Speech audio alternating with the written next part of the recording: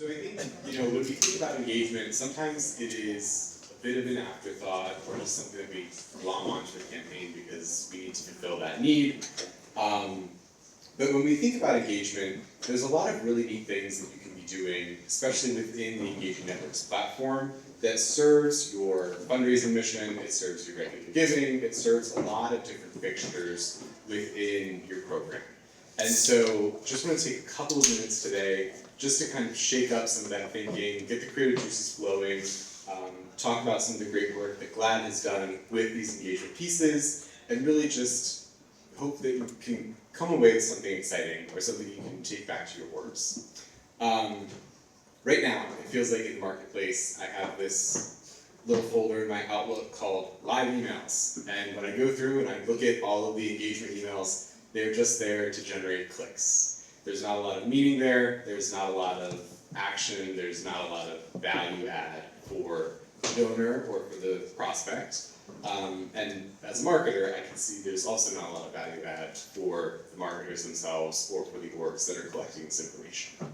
So it's a lot of just lots of clicks, not a lot of connections. There's messaging that is overly generic. It might be related to your mission, but it's not actually doing anything for you. It's not serving a purpose. And it rarely does anything beyond that click. And so how can we take engagement and move it into something that actually does something? That's not just a click, it's not just something that we're doing, it's building a relationship, or it's building on some of those principles.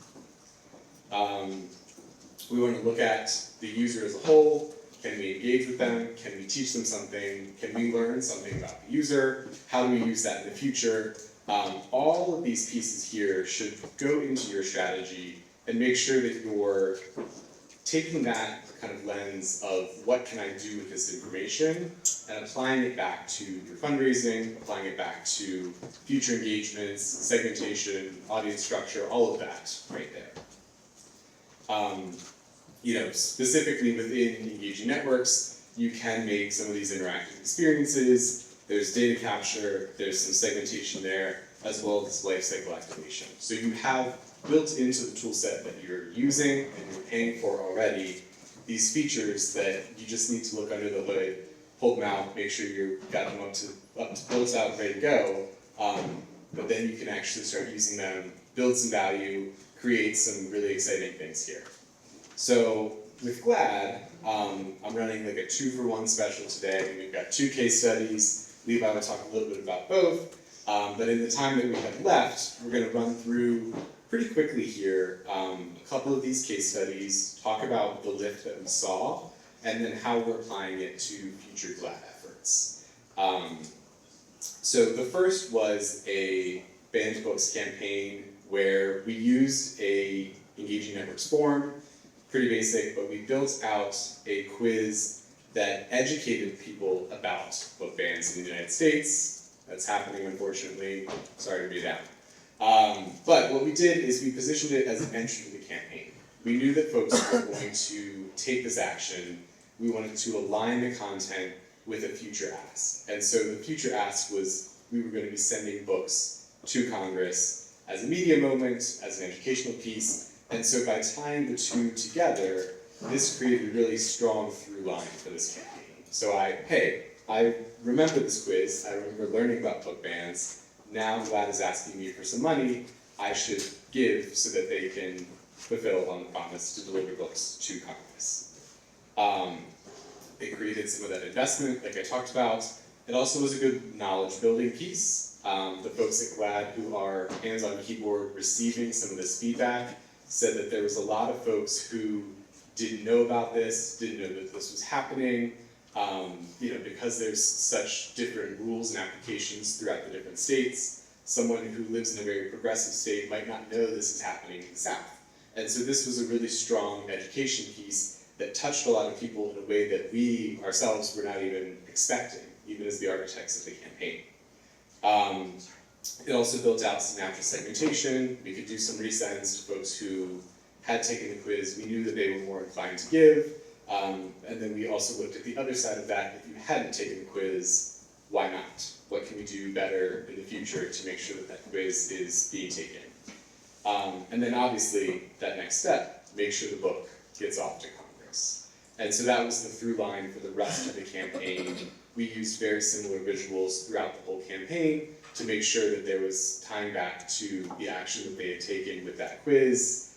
We used the same selection of 8 books for the quiz, for the landing page, for the email headers. We made sure we were repeating over and over again the importance of this. And so the results, or quiz first, then the results. We had over 500 quiz participants, which was a really large number for the GLAD file, and 14% of those quiz participants ended up converting. So that alignment with the quiz itself, and then how that quiz fed into the fundraising ask, primed folks. It created this urgency and this need within the file, and that was really powerful for the conversion piece. Beyond that, we got 44 new donors out of all of this. And so as you're looking to maybe change things up, as you think about your approaches, sometimes we get in a cycle of, okay, well, it's March, every March we do X. How can we shake that up? How can we think about a different approach? Is there an engagement piece that you can put on the front side, back side, right in the middle, it doesn't matter, that you can use to activate new donors? Make them feel empowered, make them feel as a part of the mission as possible so that they really want to convert, they really want to give, and then you've got really strong stats like this. I'm happy to report GLAD did meet the goal. The banned books were sent to Congress. There was a nice media moment. And so all excellent things. And Levi, was there anything like org-wise that is kind of still rippling throughout for this campaign that you want to talk about? Not necessarily. So with GLAD, we're always trying to fight fear with facts. And a lot of that when we're engaging our membership audience is, of course, it's not just asking all that the whole time, but also how do you build that authentic mix. And a lot of it is rapid response, letting people know about bills that are coming to the House floor, and letting the donors really feel empowered by that. But this is just one of those examples, and actually the next example too, are just something where we're able to collect data, and actually going back to what Mike was saying, that zero-party data. I actually, just for context, I'm in week 4 of my position at GLAD, so I wasn't necessarily part of these campaigns. But one thing I am really excited about is using the data and learnings, and I'll talk about this a little bit more later, but overlaying the Engaging Networks API into a system that we've built to get at those kind of messy qualitative data and to basically recommend bite-sized cohorts with similarities, not just behavior, but also subject matter and channel as well. But yeah.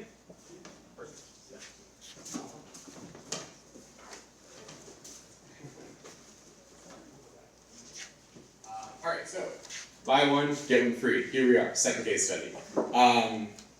Membership renewal campaigns are probably a fixture within your calendars. Sometimes they might fall in January, sometimes they might fall in July, it doesn't matter. They're always happening, and they're a really important piece of the work that we all do. But there's something about them that just needs a little bit of oomph. And so when we were thinking about the strategy here, with direct mail, typically we will send out a member card in the mail. And sometimes that member card image will make its way back into the email or the assets of the digital campaign, but it's never been a fixture that's been a constant. And so we felt really important, it was really important to take these member cards and make them a key piece of the identity of the campaign. And so what we did at the very beginning of the campaign was have members vote or select which card represented them the most. Which card aligned with their values, which card aligned with what they felt was most important, and which card they felt most accurately was reflecting GLAD's mission. Let you know a secret, all 4 of these are a key piece of GLAD's work. But because of that option to select, you are able to see within the users how they view themselves in alignment with GLAD. And that alignment is really important for the next step of this piece. So we wanted to build this connection both in the renewal process, but carry it forward kind of beyond just that renewal piece. So users selected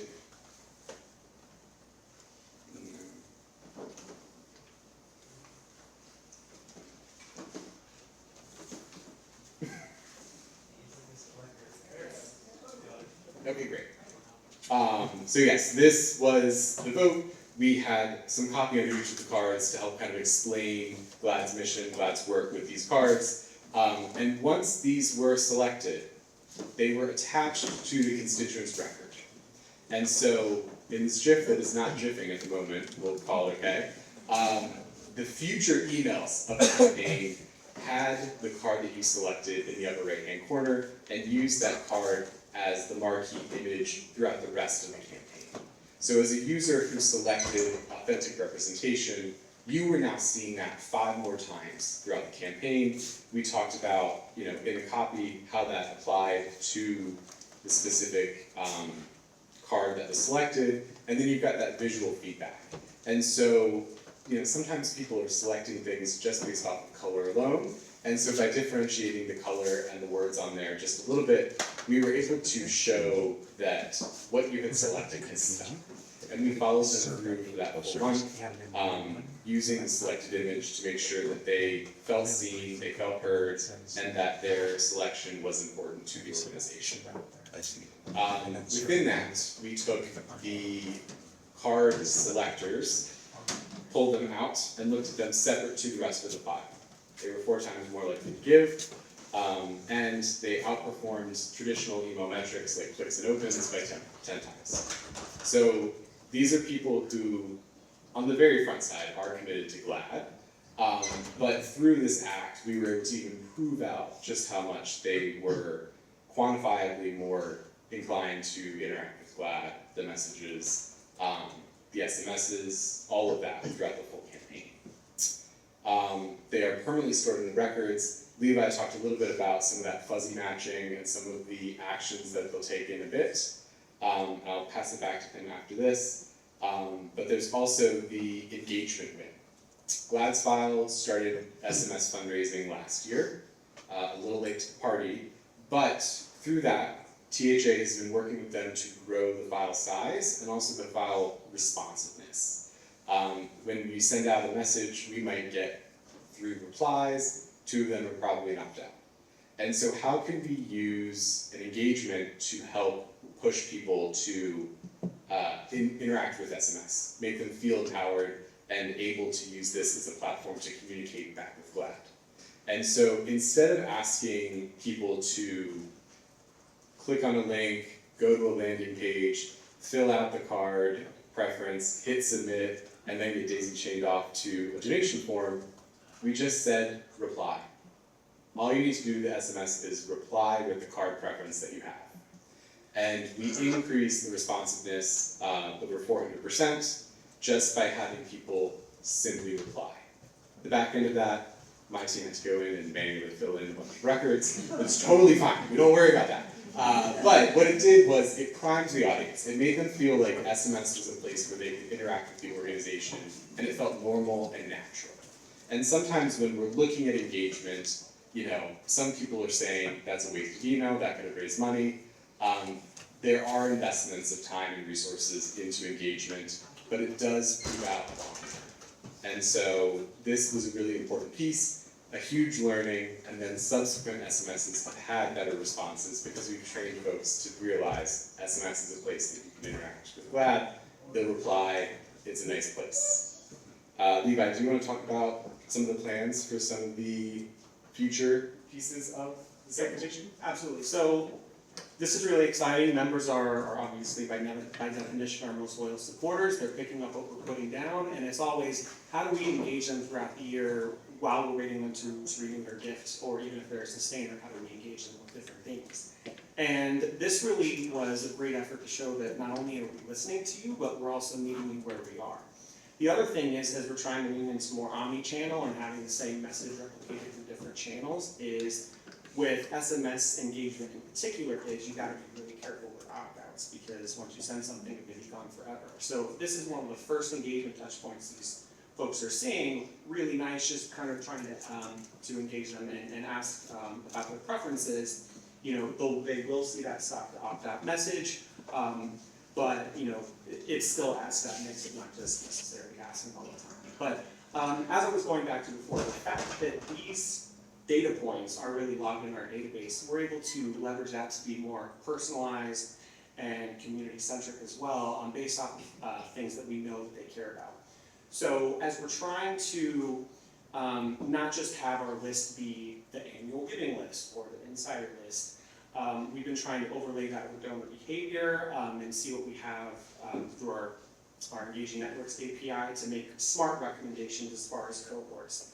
But so far what we've seen, it's really only been behavior driven. So we'll see those that are most likely to churn, or we'll see those are what's called the movable middle. So those who are not giving at their full capacity or have a propensity to give who are not yet. What has been missing though, however, is, I keep going back to it, and a really aha moment is that zero-party data. So that qualitative data where we want to know what your affinity is, what messages do you resonate with, what channels would you resonate with. And we can basically feed what our AI director has called Beacon with all of these touch points and is able to digest them and analyze them. And it's not just providing a list, but you can literally just interact with it like you would any other AI and say, what are key themes that are emerging within this month? Or what are different affinity areas where we would have a group of folks that we want to go after? And it's challenged the assumptions of the work that you've all always done and putting up, maybe it's a group of 50 people that need a specialized touch point that are interested in gaming, and we want to reach out to them via text message. These are things that would start to reveal. And it's also just a learning, kind of a takeaway for me is engagement and asking people questions. It's a low barrier of effort. People are more willing to talk about themselves or opt in or hit the checkbox, and that's data that we can use to serve them better and serve our mission better as well. And as Levi said, this is ongoing at GLAD. If you are curious about the results and how everything shakes out, you should come to Engaging Networks DC in the fall. Levi will have a lot more data by then, and we'll be happy to share that out at that time. So just a couple of key takeaways to think about. Invite that participation. Invite people to engage with your organization. It's not just a perfunctory checkbox. It's not just an autofill on a name. Ask a little bit about your constituents. Something we didn't even talk about with GLAD is a story campaign, where GLAD was collecting stories from the fundraising file as well as on the engagement file, and used a huge library of stories kind of throughout the year to position themselves for content. And so that was another place where we learned a little bit more about the people within our file, within our community. And if I could just add to that, we're actually using one of those stories as the focal point of our Pride campaign in June. So again, taking donor supply data as a touch point for them, and then building a whole campaign. Yeah, absolutely. Capture those preferences and respect them. Within the opt-outs, the different list opt-ins, opt-outs, things like that. If I don't want to hear about something, let's make sure we're not including them just as good stewards of the file. Keep that data, make sure you're using it, spit it back to the donor, surprise them a little bit. Sometimes people feel like they are not noticed as donors, and that recognition of, hey, you've been giving for 10 years. Hey, this card that you selected 6 months ago is now back in your inbox because we have plans for that. Always surprise them, delight them, show them that you're listening as an organization, because that's really important as community members within your org. Use what they tell you over and over and over again. And I think unprompted, Levi almost said it. They don't want more messages, but they do want to feel understood. And I think that's the really big piece here, is how can we use Cultivation to learn a little bit more about the donors, have them learn a little bit more about us, and use it in a way that's mutually beneficial to both org and constituents. Obviously, at GLAD, we're always talking about being your true authentic self, so if we can get a better sense of what our donors' true authentic selves are, we can serve that back to them. Spot on. Look at that. 5 seconds left.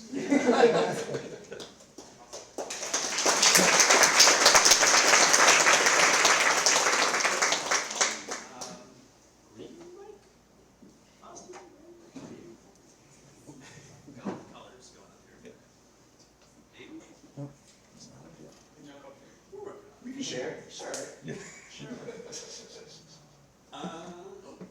go back? You can hear me now. Yeah. Okay. No, it was We're just gonna let go of your microphone. What kind of engagement rate did you get on the card selection voting itself? I think you talked about the SMS Yeah. on email. Yep. Anything different? About the same. I think it was a little bit under that 500 mark, but it was a shorter run, and there were less emails about it. So I'll call it a wash. How did you track direct mail responders' card preferences in order to send them the same card design via email? So that is ongoing. It's ongoing, sorry. So that is ongoing right now. Returns are still coming in, but there is a piece from the cager where that preference is coming back. All right, there's our new format. More questions about sort of channels and things like that. When they opt out of SMS, are they opted out of everything else, or follow up to that is like, how are you managing different channels opt-in and opt-outs? So for SMS, at least in the US, I know I'm not in a place I'm unfamiliar with, if they opt out on SMS, they can still remain opted in on.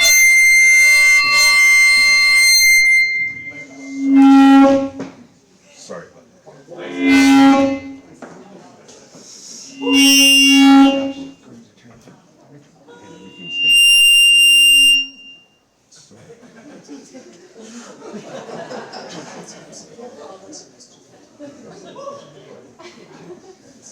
Means you reset during the break, let them go without.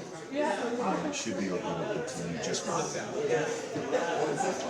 you opt out from SMS, we play that noise. No. Opt-out preference is stored on the constituents file.